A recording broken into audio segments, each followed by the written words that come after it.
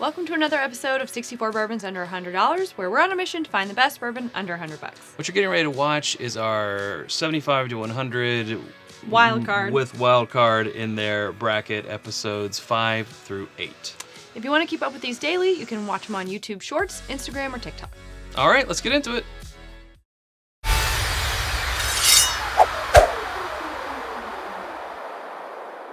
We know this is Bourbonnais, that's all we know. Whoa, that one got me. That is a nose. Oh, that is a nose. lemon peel and pepper and proof. Okay. it carries through to the palate. Yeah. That lemon peel, that pepper. A little tea. A little bit of tea, yeah. Solid. Bourbon B. A little bit more syrupy, maple. More barrel. Barrel, yeah. A little dusting of cinnamon in there. Mm-hmm. Toasted oak. A little bit more tart. I get this as more oak from again, I don't know if it's a toasted oak finish, but it gives me more of a secondary finish toasted oak versus just something that's older and has those deeper, richer, more mature oak flavors. Makes sense because it is a little drier. Also has a little bit of that French vanilla aspect to it. It does. Tiny bit of coffee. I like it. Definitely gonna have to go back to A. I get a lot of, yes, it's still lemony and peppery on the nose, but I get the grains really coming through on this one. Sweet up front, not a bad mouthfeel. It's got some, some texture to it. Yep. It's easy. Yeah, pretty approachable. Definitely a lemon tea type of taste with the pepper sprinkled throughout. These are pretty comparable. I feel like this is a good matchup. The ding for B, for me, is the slight dryness.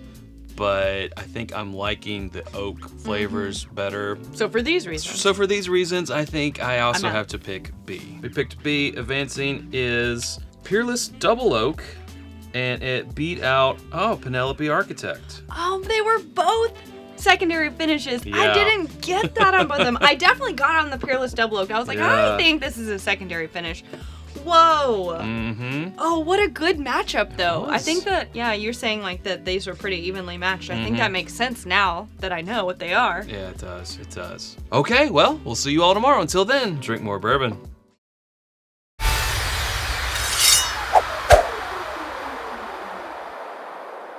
If you had Old Forester 1910 on your bracket, just know that it has been substituted out with Maker's 101. On to the episode. Fruity. Bright. Okay, first instinct, if you walk in the aisle at the grocery store that has the marshmallows, the multicolored marshmallows? Yeah. I know that doesn't make any sense because it's just dye, but that's what it reminds me of. Okay. Melon. Yeah, a little bit of melon. It's crisp. It's crisp. Light. Yeah. It's refreshing. I wonder if it'll taste that way. Yes. Crisp, light, refreshing. Mm-hmm. Yeah. Nice and airy. I would say a little bit of melon. It keeps a little bit of a melon. honeydew Uh-huh. cantaloupe. Yep. A little bit of barrel sneaks in there into the finish, but not a whole lot. It's seeming a little lower proof. Maybe. I would agree. Approachable, nice, easy, yeah. Yeah. But what about B? Funky. What is that? Oranges. See.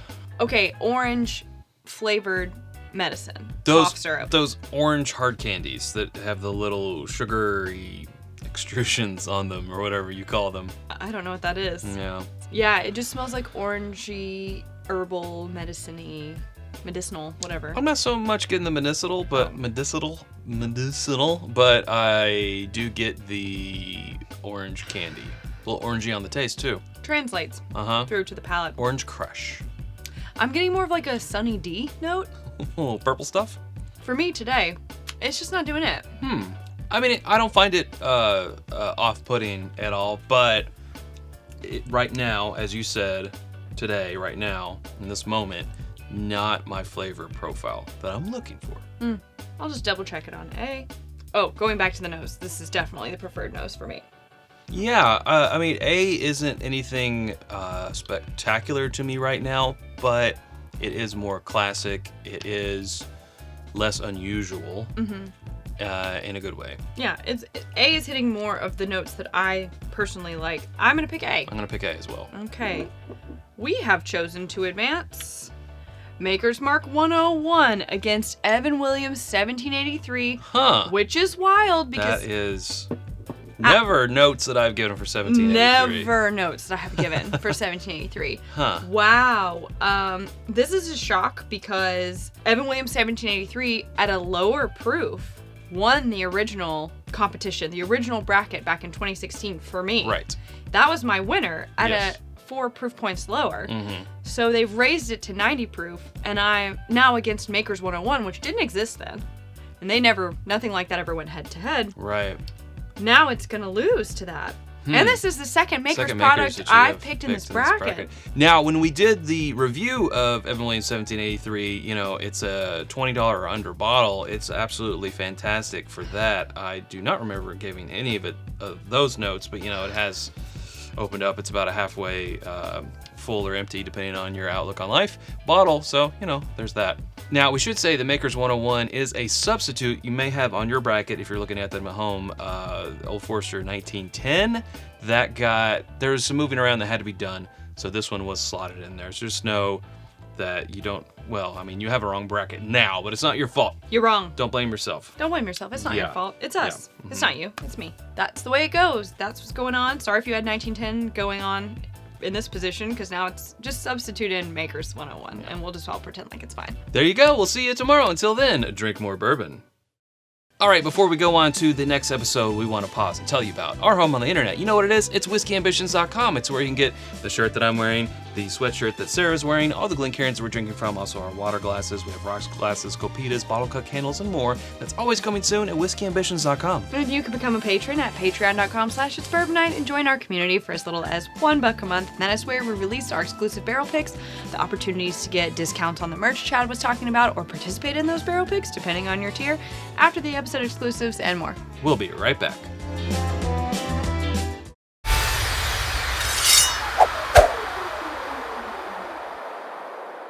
All we know is this is Bourbon. Hey, little nutty. And citrus pop. This one's coming off kind of muted to me. I see what you're saying. Like that little bit of caramel with, again, hint of nutty and citrus pop, and that's pretty much it.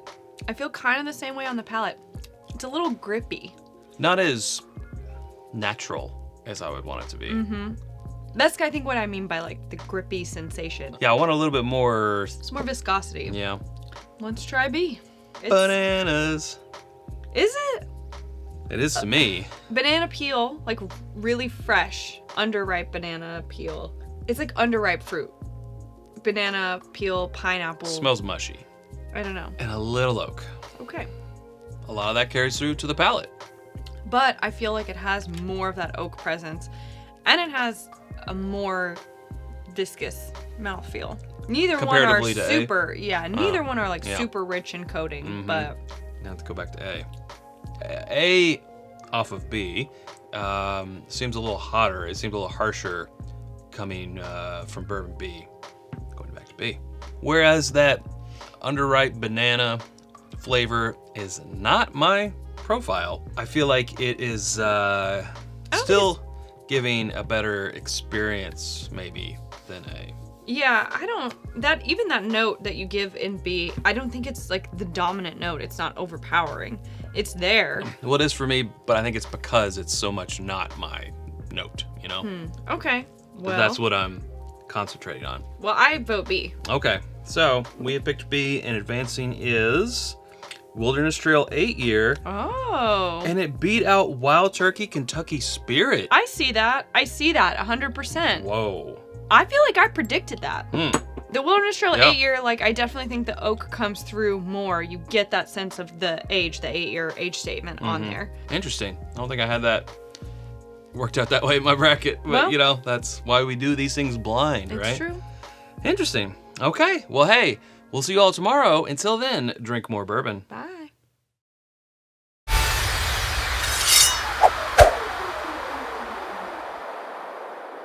It's the last episode of round 1 of 64 bourbons under $100, where we're on the quest to determine the best bourbon under $100, Sarah. Is that what we've been doing? Just like all of the 31 episodes before this. These are both blind to us, and this is A.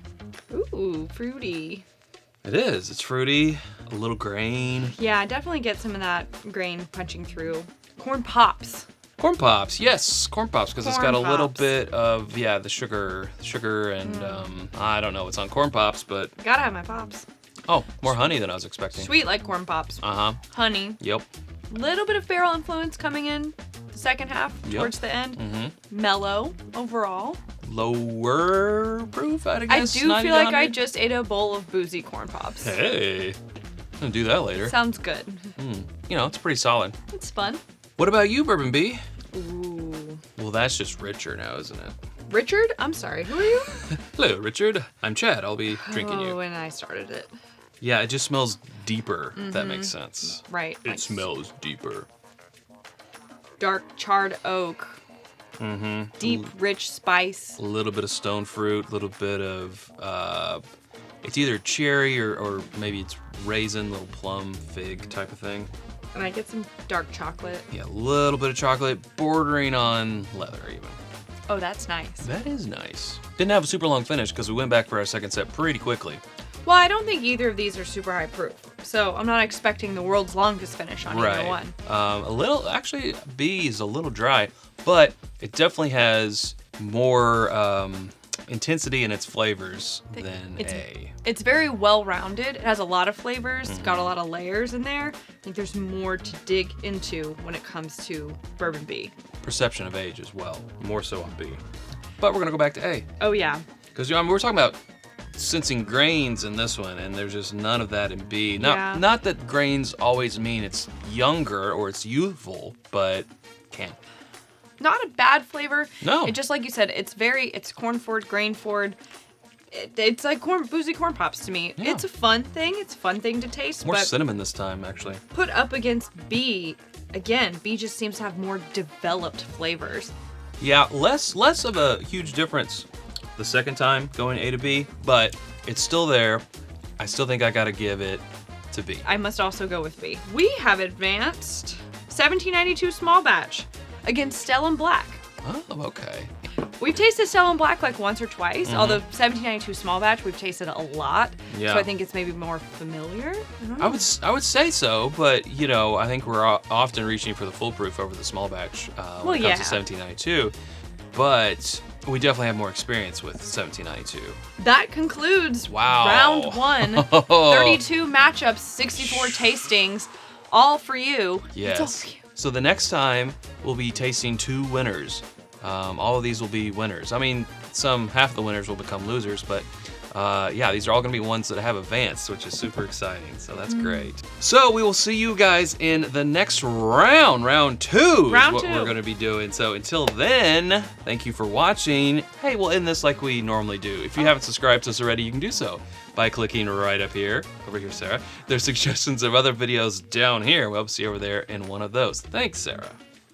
Thanks, Chad. Okay, until next time, drink more bourbon.